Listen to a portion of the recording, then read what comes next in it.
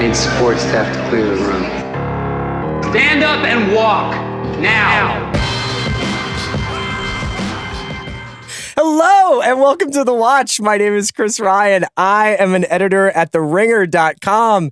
And joining me in the studio, much like Joel Embiid, he is day to day. It's Andy Greenwald! Does it feel better to own your pain like that? You know, because I flinched when you said that a little bit. Oh, yeah. This Sixers season, I can't. You are checked out. I am beyond Yeah, out. you don't even know that, like, our Prince Tyrese Maxey is having, like, a real, like, come-down season. Oh, I'm aware. Yeah, it's like me on a Sunday in 2007. Oh. You know what I mean? That low. Greenwald, I wanted to start with an apology. Oh, okay. I had one for you, too. This is good. On Monday, Yeah. We were at sea. You know, we were coming to people, and we were a little bit off our game. It was a rough week.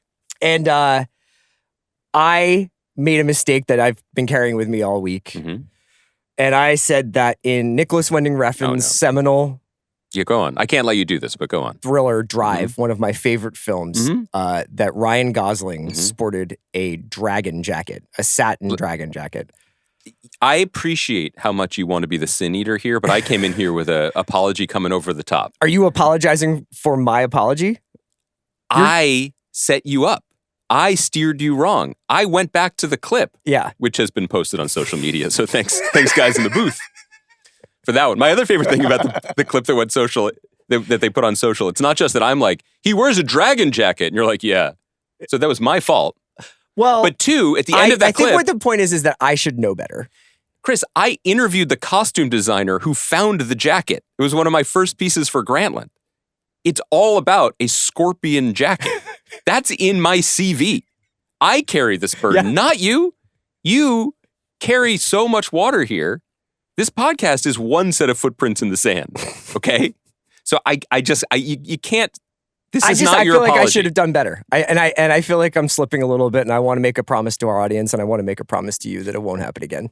Well, I think that's good to have standards. It's a culture of accountability. But I'm really the one that steered you wrong. I also do wonder, do you think that now, because as people have heard, we are on video and on YouTube and stuff, and some of these clips are being serviced, pushed to socials. Yeah.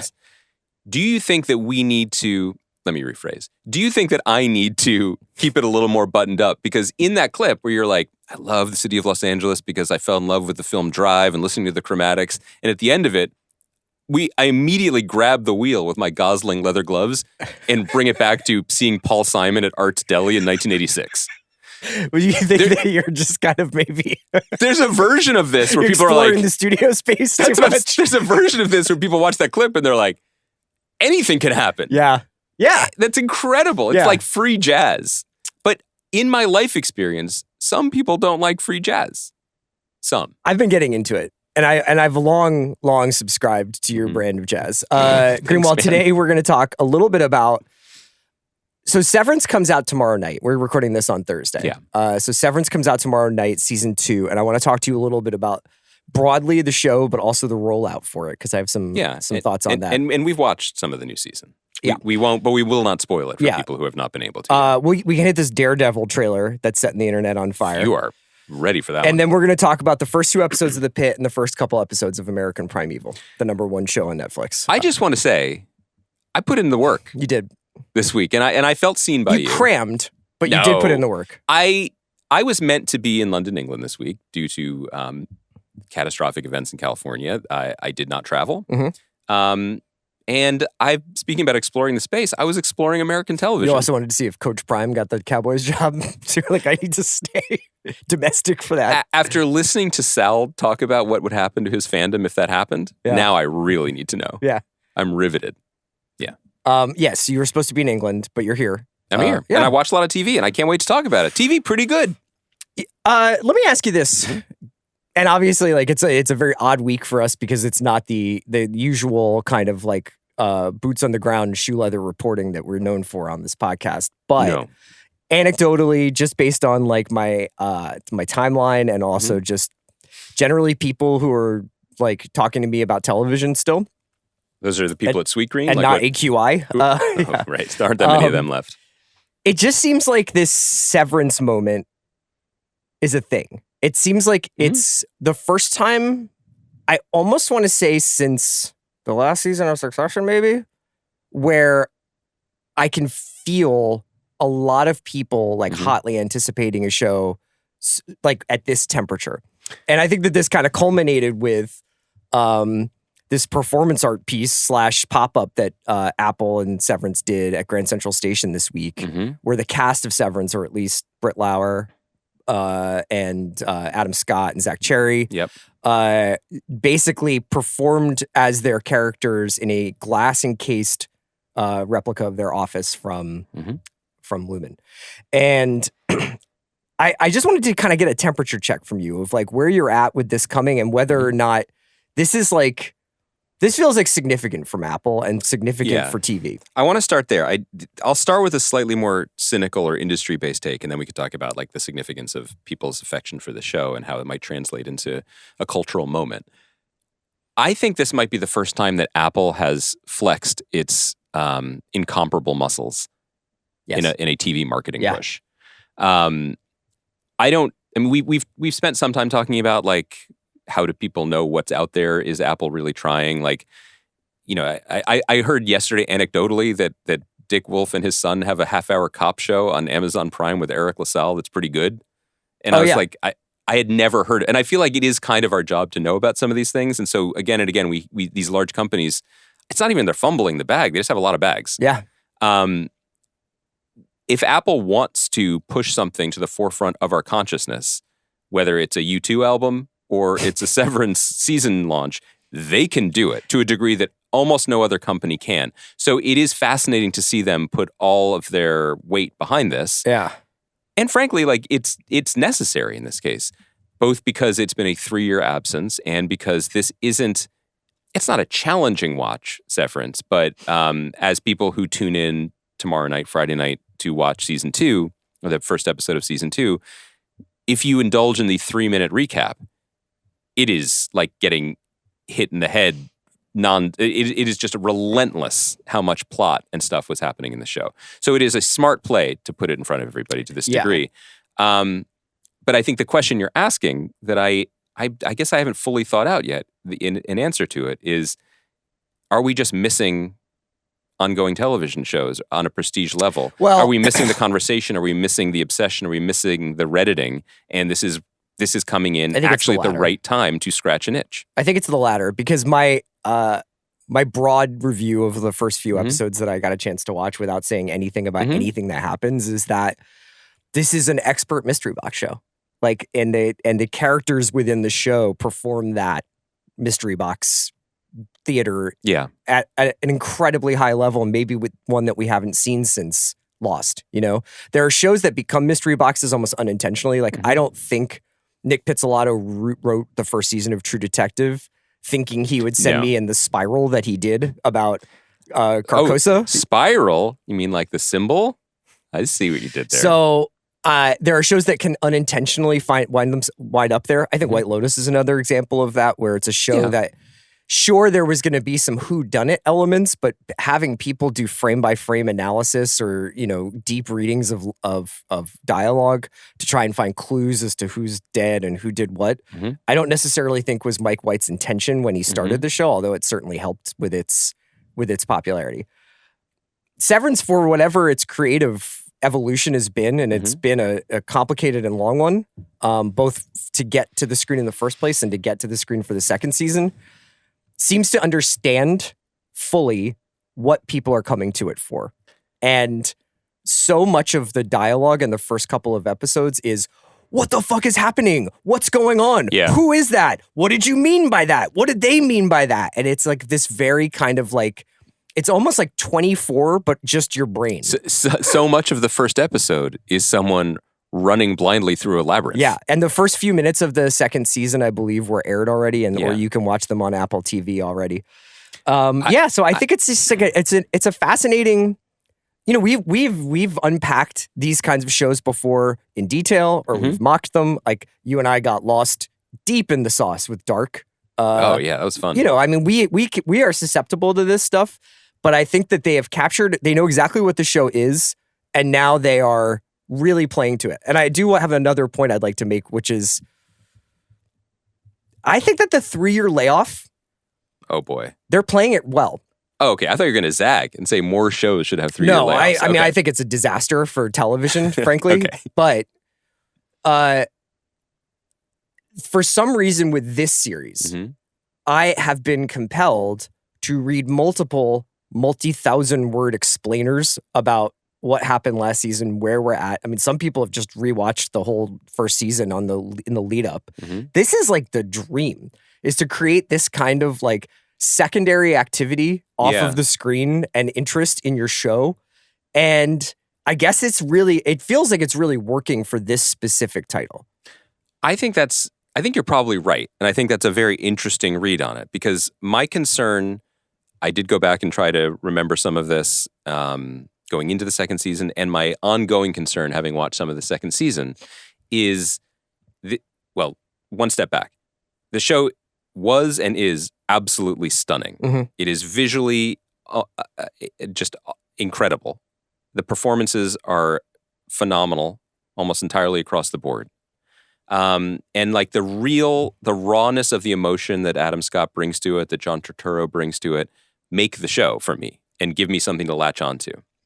All of that said, I continue to have a sort of deep feeling that in terms of the mystery box, Severance just continues to write very expensive Apple issued checks that it probably can't cash on a story level. That will be the question.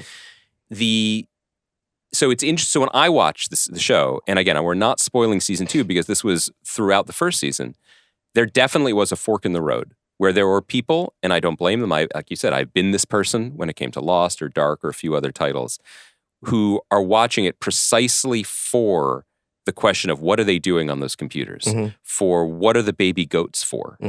What is the real mythology of Kier and the Lumen dynasty? Are the bills good in this reality? Exactly. Yeah. Exactly. I am not interested in any of that. And Severance has never made me interested in that. So I'd be interested as the season goes on and we get feedback and we talk to other people about it. Is there just a fundamental severed divide here between people who are innie on the mystery and people who are outie on it, like me? Or is it a problem? Is it a fault line in the show that it ultimately won't be able to solve? Because they are all the way in. I mean, this is an incredibly expensive proposition. Clearly, Apple has given carte blanche to Ben Stiller. Season 3 is already in the works. Yeah, they're doing it. And even like the New York Times interview with Ben Stiller, it's like he knows how it ends. Like they've had conversations about what is going on. They may have been making it up as they went along, like coming off of Dan Erickson's pilot, but they've made some decisions since then. But anyway, all this is to say, I'm curious. You might be right that they are marketing it correctly by building the momentum for the show around the part of the show that I personally don't connect to. Right. But I'm curious about how that will pay out. I think I was cynical, or I was skeptical like you were, until I watched it again. I found that the first season for me was more laborious. It was just the episodes felt slower and longer, and I think it took me a long time to... I think the initial concept of the show I was very into, this idea of compartmentalization, this larger metaphor. Between work, I wonder why. And as the season went on, I think I got a little bit like kind of where you were in terms of like, this is a little bit of a chore. I don't really know if they know where this is going, et cetera. These first few episodes that I've watched of the second season, I would say that I'm much more pro. Somewhat because of the things that you mentioned, which is just the absolutely stellar level of everything that they're doing in terms of cinematography, in terms of staging and production design. And kind of like they know after 7 or 8 minutes, someone needs to discover something. And it's kind of like you get your little dopamine hit every couple scenes in this show now. I would say the other thing that the show has going for it that I do not want to understate is that Severance has wit and Severance has style. And those are two things that are often lacking in television these days. Like, my takeaway from the season premiere was that it was super funny. Yeah. And I love that. Yeah. And I think that and style which goes beyond design. Do you know what I mean? Like the stylized nature of the rooms, within the scene, the staging of the scenes when people are placed in these white spaces and in these hallways with these color patterns and color stories. And we'll save most of it for Monday. But like, I noted with interest that Stiller's regular cinematographer, Jessica Lee Gagne, is a producer, maybe even executive producer on the show now. You don't see that often. Yeah. And it's deserving because she's incredible. So, I feel like, I guess for the purposes of what we're talking about today, ahead of most people engaging with the show itself, I'm curious about what hole it fills for them. Yeah. Because you are right. Like, we have spent the last year being like, there's just nothing is coming back anymore. We don't have these ongoing relationships. And while this is a very stylized and slightly chilly show, these are people that have been with us now for a number of years, whether actually on our screens or at least just sort of haunting our subconscious. So there is something to be said for that. All right, some really sad news happened while we were just recording the first part of this episode, which is that we found out that David Lynch passed away, one of the greatest American filmmakers of our lifetimes, a person who had enormous influence on television. Andy and I were just talking about Severance. There is no Severance without Twin Peaks. Mm-hmm. Andy, this is somebody I know meant, especially like had a huge outsized impact on your life. I know it's really raw. Yeah. And I just thought maybe we could talk about him a little bit. Yeah, I'm devastated. I'm so sad. We talked about him the other day. We were talking about LA movies. I've been talking about him a lot recently just because he's 78 years old, was housebound with emphysema the last few years. So I don't think it's a surprise that he's no longer with us, but it's a shock. Yeah. Because this is the person who in many ways like taught me to like art, because Twin Peaks was the most significant cultural event of my young life. Yeah. I've talked about this on other podcasts, talked about it on the Stick the Landing that I did with Joanna, but like the opening moments of Twin Peaks, which I tuned into just because as an absolute media sozzled dork, it was like on the cover of TV Guide. I hadn't seen any David Lynch movies or anything, or maybe, I'd probably seen Dune on cable and been like, what the fuck is this? But it was supposed to be like interesting or smart. And I watched it and I think a lot about how the opening scene at the Great Northern has these visitors from Europe and it's dopey and Ben Horne is trying to entertain them and it's funny and it's discordant and it's weird. And then Leland Palmer gets the call that his daughter has been murdered and you hear his wife wailing. Yeah. And there's this collision of existential anguish and grief and surreal goofiness. And I didn't know you could mix those flavors together, and I became obsessed with that show and obsessed with his movies and obsessed with him as a person because I don't know how many in this like fractured social media moment, how many like absolute to their bones artists we have. Yes. Who create an aesthetic with their lives, not just their work, but their lives, their personalities, who they are, who they mean, what they mean to people. And it's probably worth saying whenever you talk about David Lynch, like what he means to his creative community, how much they love him. Yeah. Always working with the same people. And, I talked about this. You listen to the actors who have worked with him talk about him, like Naomi Watts and Laura Dern and Kyle MacLachlan. I think I've talked about this on the podcast, but I did have a funny opportunity where we were both parents at the same school to chat with him a little bit, which was incredible. But then I did the FYC event for Twin Peaks: The Return. It was with him and it was Laura Dern and with Kyle MacLachlan. And I had met Kyle before, been on the podcast. He's just a lovely, lovely guy. And Laura was incredibly kind. But what was unbelievable about it was that they were both at once starstruck by someone they've known for 30 years when David showed up. And this was on the Paramount lot and he was allowed to smoke. They just put an ashtray in front of him and they also had 2 bottles of red wine there for him. And they were starstruck by him, but it was also like their father was there. They were overjoyed and they were so, they just couldn't not be near him. Yeah. How much he meant to them. And they were joking about like when they were making Blue Velvet, when Laura and Kyle were a couple and they stayed in this motel and they were having all these wonderful memories.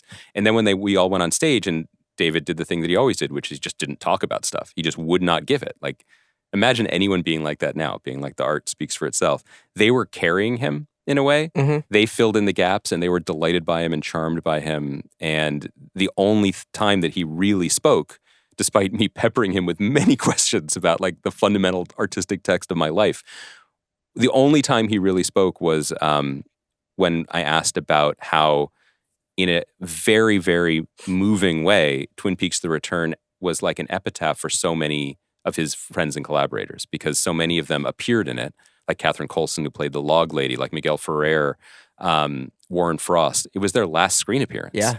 And there was an elegiac nature to this. And I'm sitting here processing the fact that, like, that's the last artistic But statement. what a towering last achievement. It is a final statement. I mean, in the sense that you never call your shot. You can't always predict it. But, you know, it is a beautiful achievement because it's a family affair in a very meaningful way, both for the fans and for the artists and for the crew. But also, like with everything he did, it's fucking confounding and it's weird and it's funny and it does not give you any closure, you know? So I think a lot of people who knew him more than I did or who have loved his work for longer will be mourning today, but it's an irreplaceable loss. There aren't that many people in our life making vital art who have become adjectives. No, Lynchian, right. There's just, he is one of one. And if you try to imitate him, you will fail. Yeah, I hope people imitate his spirit, though. One of the things I always loved about him, just off the top of the head, was his ability to assemble a cinematic universe made up of like his interests and made up of his obsessions. And I mean that both in terms of his fascination with both the darkest pits of human depravity and the most square, corny, like he loved America. Gee golly gosh, you know, black cup of coffee and a diner breakfast kind of stuff. And you can also see it in the objects that he pushes to the foreground of his work, whether it's the kind of 50s cool noir or, you know, the idea of dreams being as real as reality. And yeah, what an amazing contribution to American popular culture and what an amazing capstone to a career that Return was. The most universal thing, I think, among anyone listening or anybody alive is like, you have a crazy dream, because we all have them, but not necessarily scary. Just you have a dream that has shaken you, and you wake up and you turn to someone and you try to tell it to them, and you sound insane. You cannot communicate the dream to someone else, both the logic of it or the illogic of it, or the emotions it stirred up in you. And if you want to think about what a pure artist is, it's someone who can tell you their dreams and make you feel their dreams, and that's what Lynch did. You know, I would say 5 of the most upsetting, horrifying, nightmarish things I've ever seen or felt came from his movies. Whether it's, the guy who dies of fright in Mulholland Drive, or Bob crawling over the back of the couch in the original Twin Peaks series. But also, as you said, he was capable of showing you beauty and quiet and peace in ways that you can't even imagine. I think about another great artist who was his close friend and fellow, along with you, lover of cigarette smoking, like Harry Dean Stanton is in Twin Peaks: The Return. Yeah. And there's a moment in that series that juxtaposes the death of a child with Harry Dean Stanton's soulful eyes and cigarette smoking. And I'm like, it's just, how can you have all of it? The only thing we could ever say against David Lynch was that he hated Philadelphia. Which he did. I'm not just making that up. Like he credits a lot of the darkness in his movies. Pass for that. From the time he lived in Philadelphia in the 70s. He says that's what inspired Eraserhead. So I don't know. We're going to keep processing this. But good God, have a black cup of coffee, a piece of pie, and watch Blue Velvet this weekend if you can. It's just that the city is less with his absence. It's awful. So you want to get into talking about these shows? The Daredevil trailer? Yeah, I know. It just like... it's... I think we can. I mean, we're speaking of iconoclasts. We got to keep moving. We got to keep it moving. I don't mind. This we have a rundown for our show. Okay. I guess we could talk a little bit about this this Daredevil trailer. I can't wait to see you do this. Yeah, go on. Yeah. I think that this is an interesting gambit because they are bringing the Netflix Marvel Street What was it called when it was on Netflix? The Marvel shows? What was the... Was it was like the street level characters? Yeah, street level characters. I mean, it was Marvel Television, which was different than the MCU. Yes. So this is the first time on Disney Plus through the Feige machine that like we'll see Daredevil on screen, correct? Well, he's been back. I mean, like, because Kingpin was in Echo, Yes. and Charlie Cox was in, I believe, the last Spider-Man movie as Daredevil. Oh, he's like his lawyer, right? Yeah. So Right. they have been... The fact that he's accepting that into the canon is not a surprise. But it looks like it's just as violent and growling as usual, as ever. Yeah, I guess the takeaway for me from this is this like many things these days has had a tortured path back to the small screen. Yeah, that's generally like with the strikes and COVID. It's like, But pre-strike, the way this was positioned when this was announced was that it was going to be longer than any TV show they'd done before. It was going to be close to 15, 20 episodes, I believe. And that it was going to be more of a procedural because Matt Murdock is a lawyer. So it was going to be a courtroom show that also had super heroics in it. And it seemed to suggest that they were going to be doing a different spin on the character, which canonically, that's what happens. Like, some people come on and they do a run and it's the incredibly dark, tortured Catholicism of the Frank Miller era. And then some people come back and then it switches, and then Mark Waid is writing him as more like pop art, West Side. cool lawyer guy. And I got to say, I probably said it on this podcast. I was like, smart. Cool What's your pivot. preference of like the sort of depictions of Daredevil? Like, do you have a preference? No, one of the reasons why a lot of great comic writers and artists like to play with Daredevil is because he is kind of malleable. You can there are archetypal images from that character and from the many people who've made their bones on him. But everybody can try a different spin. So like the Mark Waid, I think it was Marco Martin was the artist, like so beautiful. But also the Brian Michael Bendis and Alex Maleev version was also haunting and gorgeous and dark and heavy. So I kind of liked the idea that it seemed like Feige was like, yeah, we're just going to put a different writer-artist on this. And it doesn't mean he can't be gritty again in the future. And then anyway, it shut down because of the strikes, and then also maybe for some budget stuff and some creative stuff. And then now that it's back, it's interesting. It now seems like the first post-Echo show in the MCU, because this just seems like the Netflix version again. It seems like the post-Echo era we're living in. I had no idea. It's the Echo of the Echoverse. It's bone crunching. Trump will be our first president elected in the post-Echo era. Well, Daredevil's only good when Trump's in office, I guess. That's the real zag. Interesting Okay, point. yeah. Do you like that? We needed Trump to save Daredevil. We needed him, to restore him. Yeah. My takeaway from this trailer was Daredevil as AG would have been great. Oh my God, yeah. Justice is blind and so am I. Yeah. Do you think he recognizes that would be amazing. If they were like asking him confirmation hearings, like, do you think Joe Biden won the election? He's like, I'm literally blind. I don't know. Show me the evidence. I can't see But you it. can't. Yeah. That's great. That gets him right out of trouble. No, I mean, I watched this trailer and I'm like, oh, they've committed. They've committed to a lane, and this trailer will probably be very well received because people like the Netflix show, and it may, in fact, be successful because of it. But sorry, like I was interested in them doing something different with it, but here you go. People seem to like this biblical battle between a small blind man and the thing that Vincent D'Onofrio does. Yeah. I would say that I'm running on empty with the D'Onofrio Kingpin thing, to the extent that I have engaged with this content over the years. You a Punisher guy? No. Like, you listen. I'm going to put myself out. Like even as a kid, you weren't like, this Chris, is cool. You're giving me the chance to retcon my own history. I am. But just take a moment. Put the dragon jacket on. Imagine me in 1991 when the other chaps at Fat Jack's Comic Crypt were like, this new issue of Punisher War Journal is incredible because he murders the Serpent Society. Do you want to guess what I said? That level of violence is abhorrent. Like I was always me. Of course I hated it.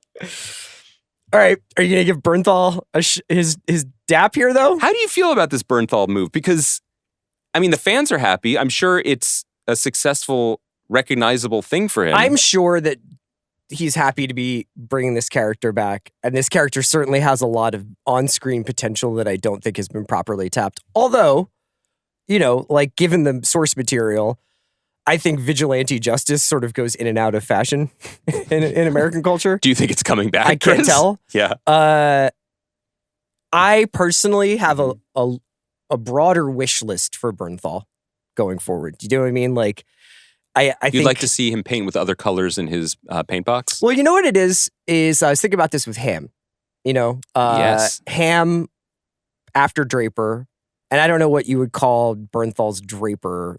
I suppose Wayne Jenkins, but it was obviously a much smaller cultural impact than Mad Men. But let's just say that's his like take out. This dude carried this whole show. Mhm. Give him all the awards, even though you didn't. Performance, and then since then has been America's Greatest Guest. Awesome podcast. Yeah. Incredible on the Bear. Yeah. You know, popping up in places, and he did American Gigolo, which kind of came and went. Mm-hmm. And now he's back as the Punisher, and I know he's in The Accountant too. I'm just like, I want like the Bernthal thing. I want the showcase. We're going to. This is going to come up a little bit. I don't know if you realize this because we didn't prep this part, but when we talk about the Pit momentarily, Yeah. I do have some thoughts about returning to iconic roles Yeah. or staying in Yeah. a lane. I think the issue you're pointing out, which is really interesting, is that Bernthal is one of our greatest actors, and still after a couple, many years of being the next thing, one of our most exciting actors. When he shows up, it's like I think even normals are like, oh, this is exciting. But what's his definitive iconic role? It might be the one that you have continued to publicize across many of the Ringer properties and podcasts, but that was violently underseen. He hasn't had that role yet. Yeah. I mean, but you can only. I choose to live in a world where it's like I don't care if a lot of people saw it. If it was really good, So in any case, of course, I just mentioned that because Ham, he did his run on Landman. He's been on Morning Show. Mm-hmm. He's kind of been around, and now he's going into his first like leading man. I'm carrying this series, Your Friends and Neighbors. with Your Friends and Neighbors, which has already been renewed for a second season by Apple before the first season is airing. So we'll keep an eye on Daredevil. Let's get into the Pit. Yeah. Okay, so.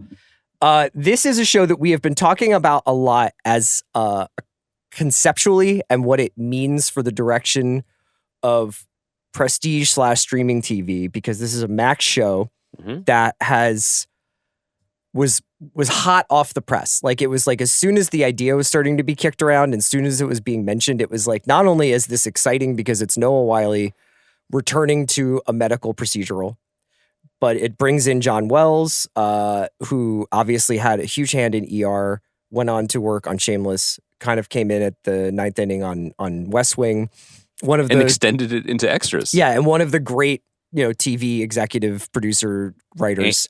And like the shaman of showrunners. And like the shaman of showrunners. He does courses for people who are becoming showrunners for the first time. He is just lionized and revered for that. That's amazing. Yeah. So this is a HBO Max show, Warner Brothers, Warner Brothers production, and it is set in a Pittsburgh emergency room, and the structure is a hook because the structure is it's 15 episodes, 15 hours, one shift in one day of an ER in Pittsburgh. And we should say again, although we've said it and we've talked about it before, that this show is the subject of ongoing litigation. Yes, because the estate of Michael Crichton believes that this is essentially, or was going to be, essentially, it sounds like there was an ER sequel that had been in development. There was talk of rebooting ER, for sure. And then this show kind of takes place, it's not connected to ER at all,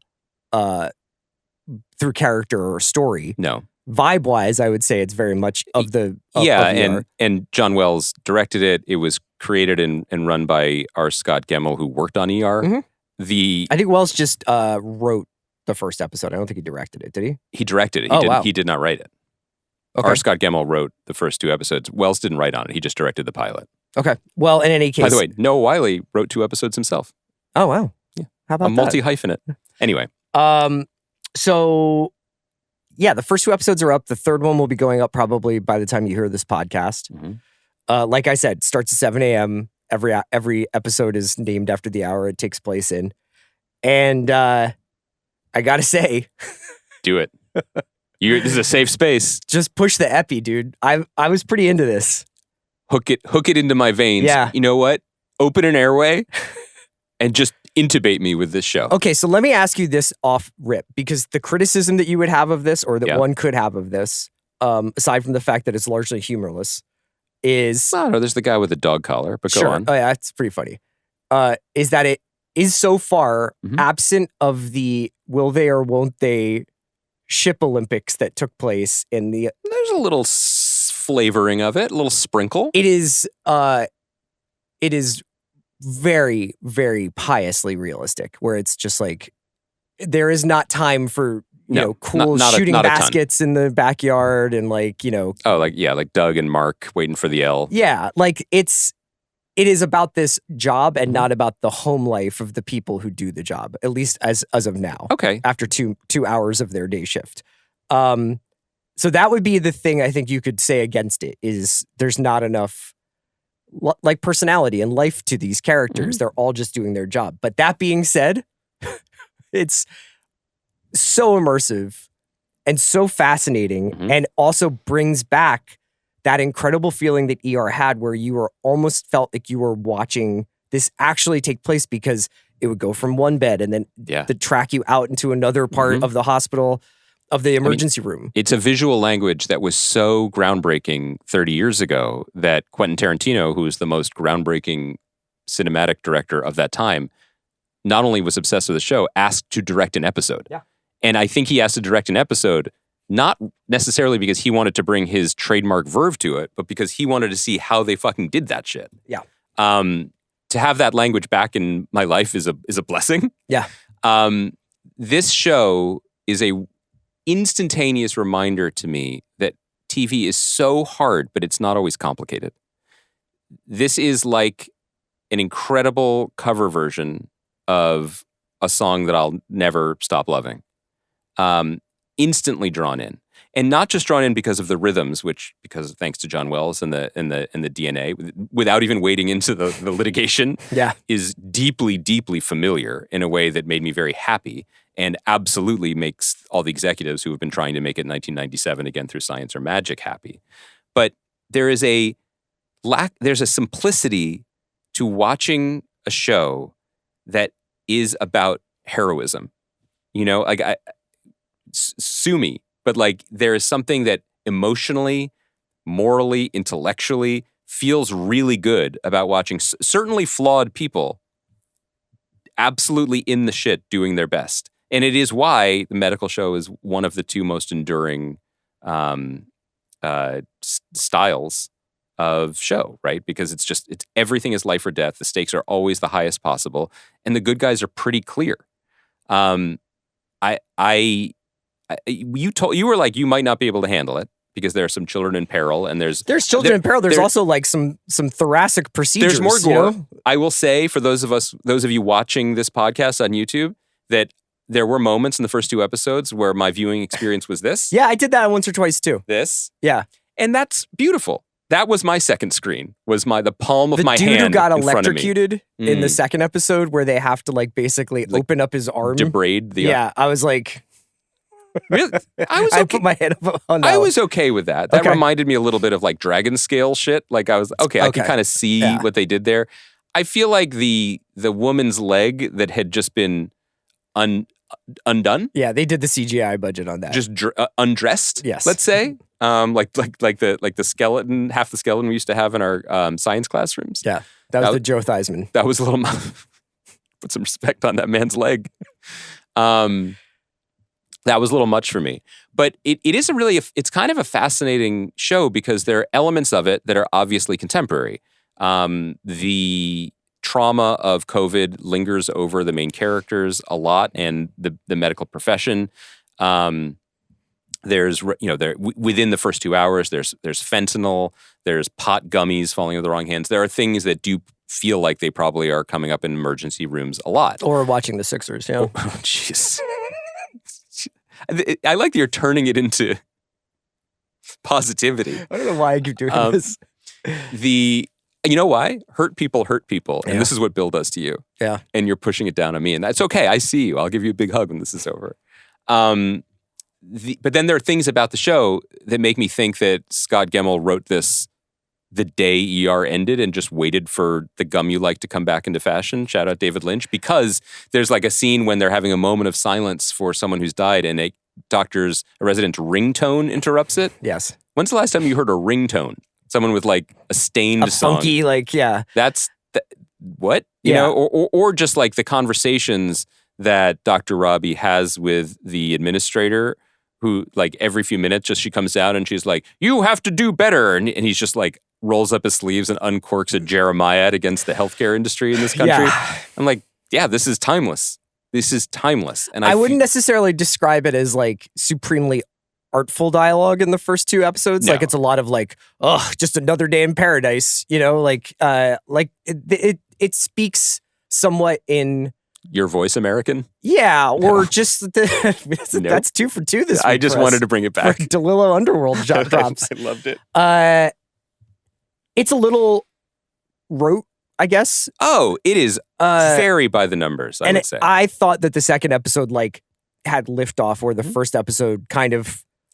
Well, it was just like insisting on telling us like it was like, this is post-COVID. This guy's dealing with trauma from a mentor that he lost during COVID. Yeah. There are all these new interns in the ER that day. We have to meet all of them. They all have their own story. They all have their own quirks. We have to introduce all of it. I'm Santos and I'm sassy. You know, I'm Melissa. And I'm going to give you nicknames, and we all have one secret that's a little bit of a twist on what we expected. Like the one who seems overwhelmed is the daughter of the dominant surgeon in the upstairs hospital, or the Fiona Dourif's doctor who seems incredibly kind is wearing an ankle monitor, and we don't understand why that is. But like, look, we all understand the recipe, and it's just being executed at such a high level. It's incredibly entertaining. Before we get into the most important part of the conversation, which I think is Noah Wyle in the lead, I do feel like, and I know that every time right before we sit down and like they're checking mics and stuff, and Kaya comes in and is like, "Are you guys going to be woke today?" And like trying to like read the room, and we appreciate that. Kaya throws a bunch of snowflakes at us. Poor Kaya. I did not here to defend herself. I did want to say I'm intentionally not making. I don't mean to make it political, but I do think, broadly speaking, we can agree that there is a segment of the society that we live in that maybe had disappeared up its own ass over the last few years, culturally, creatively, potentially politically. I'm only zagging in the sense of television, and what I mean is this. Oh, okay. Where were these shows during the last 20 years? And I mean these shows, I don't mean like, oh, CBS never stopped making medical procedurals. I know that. This is better than that. And it's not better than that because of the gore budget or because they can swear a couple times. It's better in the same way that the things that we used to love within the mass culture were better, like ER, like Homicide, Life on the Street. Like, I do think there was a weird inversion of our expectations over the last few years where suddenly we thought things that were intellectual or elevated needed to be at the forefront of cultural conversation. When growing up, we liked records that didn't sound like everyone else's records, and that was cool for us. That was fine. But also when like Bush released Swallowed, we were like, that rips. Or like Spice Girls, like that's a catchy song. That's fine. All I'm saying here is there's nothing wrong with something that isn't veering too far to the, I want to say left, or I'm joking about making it political. I think what I mean is this is mass market entertainment done at a very high level, and I really enjoyed that. And I also still enjoyed Irma Vep on HBO, which is going to be the show I keep referencing. I would also that no one say else that liked. The Pitt is pretty naked in its assessment of the current state of American healthcare. Sure. Yeah. No. And Right. It's a it is widely not a diverse cast, all being like, we're fucked. Yeah. I joked at the start, but I did mean to pollute my observation with that, because what I do mean. No, I know. It doesn't. I don't think they'll know, but they're who's that? People listen to this, right? Everyone who listens to this who's going to be confused is busy in DC this week. It's fine. No. I genuinely and sincerely, I really like, and in a weird way, this applies to American Primeval too, a show that has nothing else in common with this other than its lyrical depictions of blunt trauma. I like shows that are very comfortable being what they are and not trying to be more than that or not trying to cover too much ground or disappear up their own ass. And like, I even within my whatever my limited perspective is in the industry over the last 2 years, as there has been this larger turn towards let's make it 1997 let's again. Get back to our widgets. Some of the pitches that I've seen or outlines I've seen or pilots that I've read are always, they're all still trying to just put a little extra mustard on it. Mm-hmm. They're all like, yes, it's ER, but it's also Rashomon, or it's ER, but it's also, do you know what I mean? And this is, yes, it's ER, but it's also, don't tell Michael Crichton's estate. That's the end of the sentence. It's just ER. And that's fine, man. That's great. Okay, so the thing that ER did, Mhm. aside from give the audience like almost a new visual language to watch TV Yeah. with and learn and what and then Did you know about intubation before this? I didn't. I don't know. I mean, I'm sure I mean, they I lived a intubated some charmed dudes life. on St. Elsewhere, right? I don't know. They were just razzing on St. Elsewhere. They were just. It also introduced half a dozen really Mhm. durable TV and movie stars. So Sure between Clooney, who is obviously still headlining films and a major figure in Hollywood today, Mhm. Anthony Edwards was already in Top Gun, so it's Mhm. not like Anthony Edwards was out of nowhere. But Juliana Margulies, Eric LaSalle, Laura Innes, our beloved Sherry Stringfield, Oh my God. Monuments should be raised. and many others. And then later, just Maura Tierney, Linda Yeah, Cardellini. Mackay Pfeiffer. I mean, Linda Cardellini. Yeah, like the people who were just came to join the cast. And I wonder whether after 2 episodes of ER, did people know? Did people know like this group of people are going to Yes. be? Yeah. Yeah, I mean, it was incredible watching TV and being the dork that read TV Guide in '94. Yeah. Because I was reading The Punisher, but that's cool. yeah, but you were reading it like on the bus for travel baseball. You were living a very, very full life. I was not. But yeah, I mean, '94 introduced the cast of Friends and the cast of ER. And we were like, yep, that's us set for a generation of people to care about. This is stuff that people are still watching today. Yes. Yeah. And I mean, what it was like to be the same dork that I keep saying that I was like, I knew George Clooney from The Facts of Life. Like, this dude had been on all the TV shows. Yeah. And then America was like, there were all these articles being like, this nephew of Rosemary Clooney's kicked around for years and he's finally found it. I was like, oh, the guy from Coming to America has finally got a second act. Wasn't he a maintenance man on Golden Girls too? Clooney? Yeah. No. He was the maintenance guy in Facts of Life, I Facts think. of Life. Okay. But he was Booker on Roseanne. Okay. In the first 2 seasons. He was on just endless sitcoms. But yeah, your point. But like Juliana Margulies, it's we always talk about the wonderful fluidity of the TV creative process because Aaron Paul was meant to die in the pilot of Breaking Bad, and then they were like, nope. Juliana Margulies died in the pilot of ER, and they were like, we think this last has something. Yeah. This Carol and Doug story. Still, you teared up a little bit when I said that. Just thinking about it. It's great stuff. Remember Doug when the road was flooding? Oh my God, what a hero he was. Remember how Doug was great with kids? I say that because I don't think the Pitt is trying to launch a generation of stars. I do not either, although it may stumble into some. I mean, if it is successful, but I also think that the ecosystem has changed so much.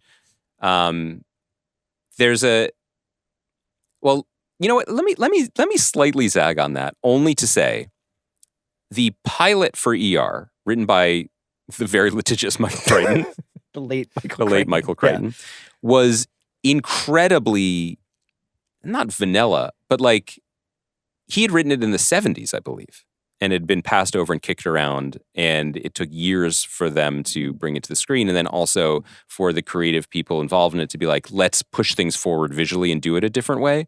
One of the things that I always thought was funny about ER, even in the 90s, was that the names of the characters were the most basic ass names. It was Mark Green, Doug Ross. Shout out to my elementary school science teacher, Doug Ross.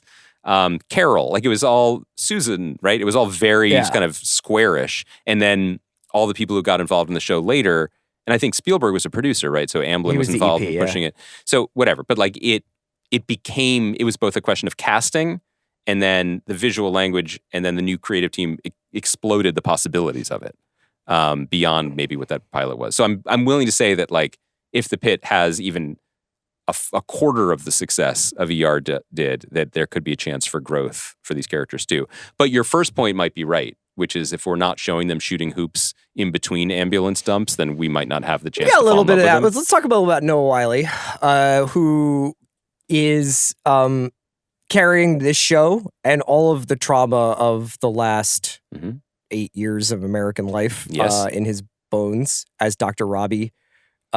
He is the person overseeing the ER. Senior attending. Yeah, senior attending. And he's on this 15-hour shift. When he arrives, he is relieving a guy named Dr. Jack Abbott, played by Sean Hatosi. Familiar face for people. For sure. Shout out to the faculty. But that doctor seems to be like at the very edge of his end of his rope. I mean, like, I've seen you after 3 podcasts. and he's like looking over the railing on the roof, and they're obviously in a pretty dark place, and that darkness continues in throughout the day. What did you think of Wiley in this new way of looking at him? I think because usually he has been presented as this kind of effervescent kind of he was the wet behind the ears kid. Yeah, he was the POV character. He was the youngest. He was the sweetest, walking in and having shit kicked out of him. The show doesn't work without him.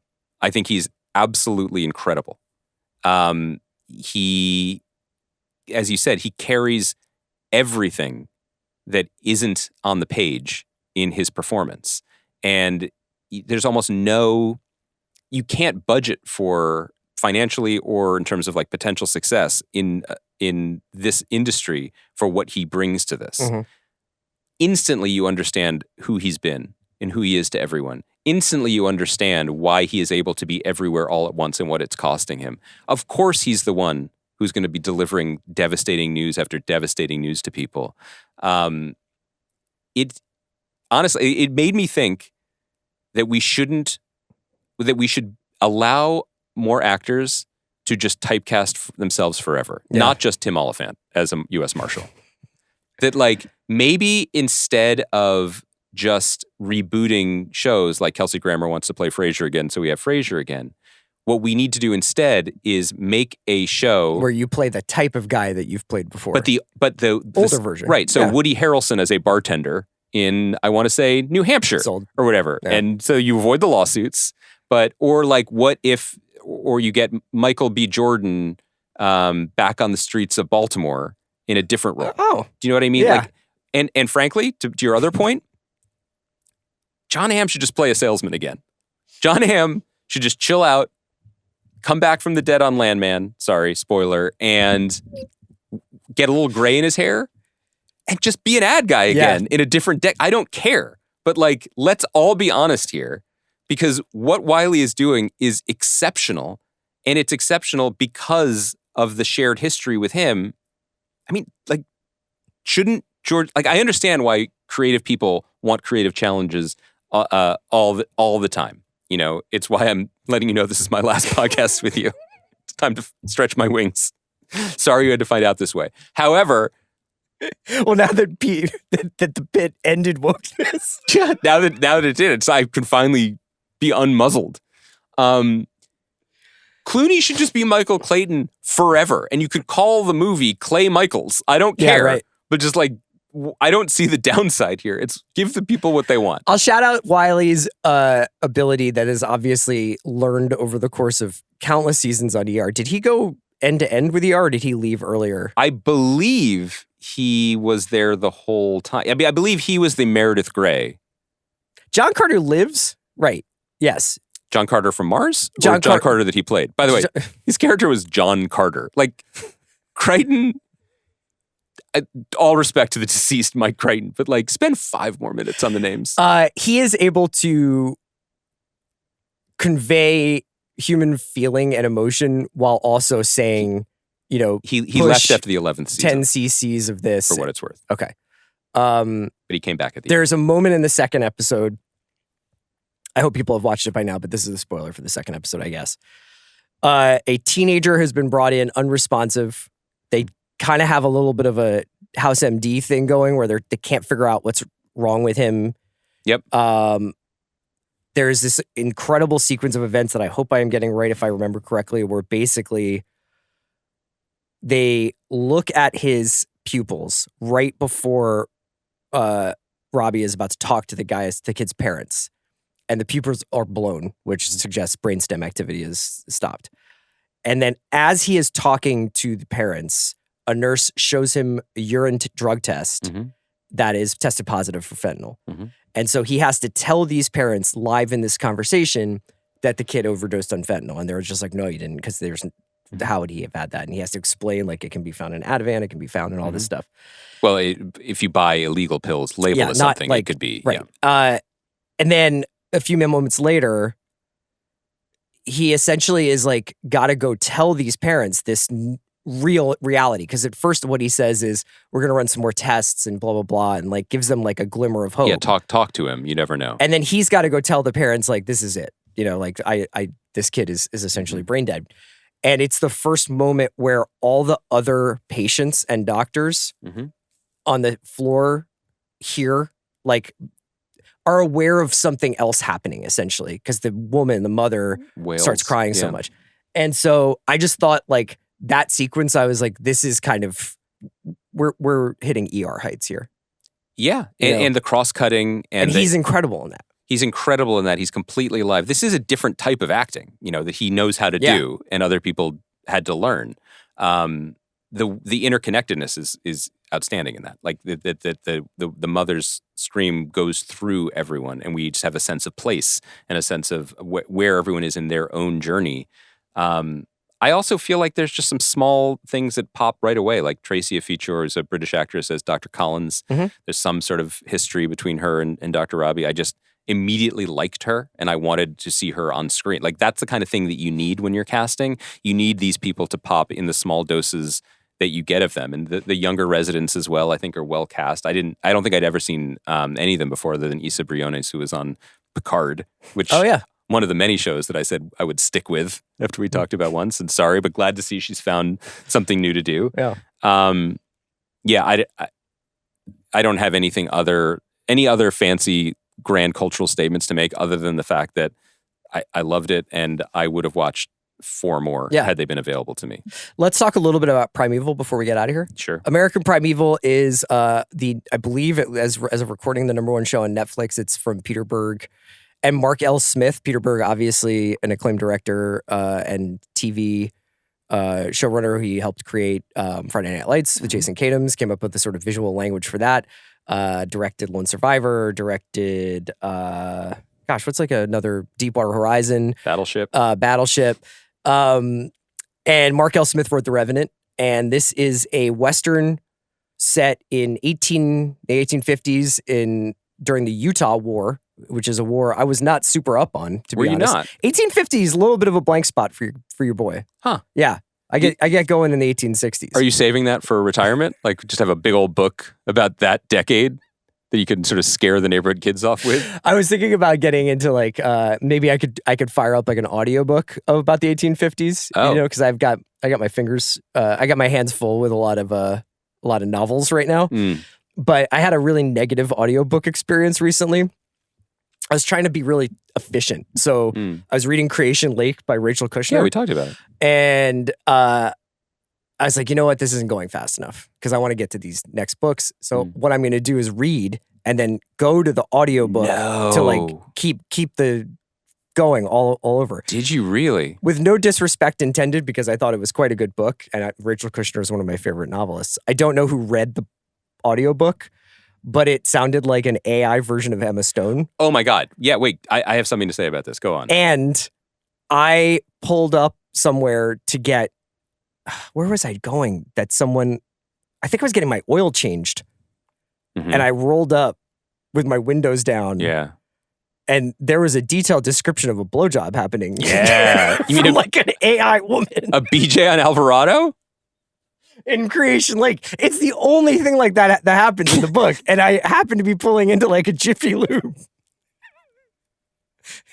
So that's just did everyone audiobook corner. Did everyone gather around until the scene was finished? Just like all the mechanics put down their tools and just quietly gathered.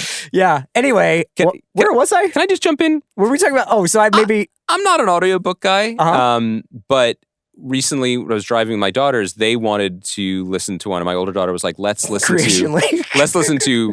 jump to page 391 of Creation Lake. Uncle Chris was raving about it.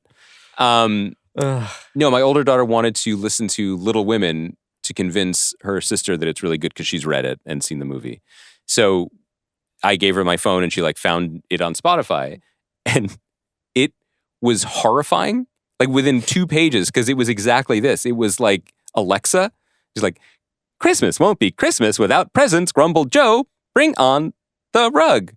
And we made it about half a page. There's some really good audiobooks, I'm sure. And then I was so impressed. This is a whole new world that only you and my daughter can navigate, because she took the phone back, and within 45 seconds, Christina Ricci narrating Little Women. Total game changer. Was there like a different file or a different version of it? A lot of options in Daniel Leck's maybe I had the playground. wrong Creation Lake. Yeah, the Christina Ricci version. The Juliette Lewis version. The Juliette Lewis version. Only Yellow Jackets. Andy, damn it. Okay. American Primeval is set in 1850s Utah. Sure, it is. Where Mormons were beefing with It's just one way of putting it. Native Americans and the U.S. Army. And while all this beef is happening, settlers, pioneers, whatever, are trying to make their way west. One of those pioneer are played by Betty Gilpin, plays a character named Sarah, who's trying to get from the East Coast to her husband, who's somewhere in Utah. A lot of, once again, some Philadelphia slander in the opening minutes of this show, and I stuck with it. And I'll tell you something. So Gilpin needs a hand. She gets out to Fort Bridger in Utah, and Shea Wiggum. Wyoming, I think. Wyoming. Trying to cross into Utah. And Shea Wiggum, in an incredible turn, plays so good. Jim Bridger. A real person. Mm-hmm. And she hooks up with Taylor Kitsch's Isaac character, who is a mountain man of some repute. And his job, basically, that he takes out of the kindness of his heart after much arm twisting, is to get her to her husband. And I'll tell you something, man. This chick gets him in a lot of pickles. This is your take. This is your take. Go for it. I'm not. New year, new administration. I just think that she really, really gets him into some jams in this one. So to be clear, when we meet Isaac, he's just skinning some stuff and showing his own skin. Yeah. He's just living off the grid. Yes. Right. And then this mouthy broad shows up with a kid in a crutch. And she's like, take me to my husband. And he's that like, kid has a leg brace but can pick up bales of hay. Well, you don't pick him up with your legs. Yeah, but I'm just saying, like, I don't. Do more Pilates. You get a strong core. Okay.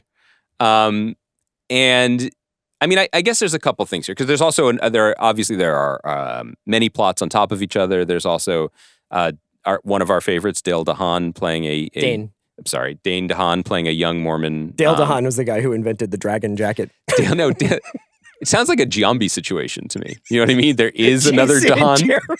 Yeah, there's another DeHaan brother, and like.